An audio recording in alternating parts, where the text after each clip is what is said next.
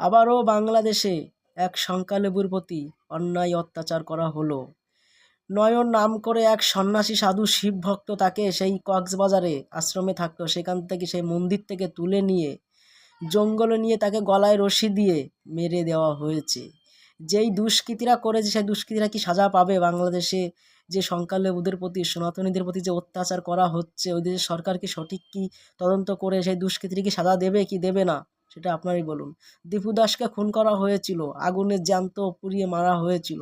সেই দীপু দাসের মতন ওই কেসটা মনে হয় ধামাচাপা করে পড়ে যাবে। যে ব্যক্তি সন্ন্যাসী ব্যক্তি মন্দিরে থাকে, সেই ব্যক্তি একজন শিব ভক্ত, তাকে নিয়ে রশি দিয়ে মেরে দেওয়া হলো। বন্ধুরা, এই যে সনাতনী ভাইদের যে বাংলাদেশে রয়েছে, তাদের প্রতি যে এত অন্যায় অত্যাচার হচ্ছে, এর কোনো বিচার হবে? আদতে আমার মনে হয় হবে না। যদি হতো তাহলে এতদিন হতো।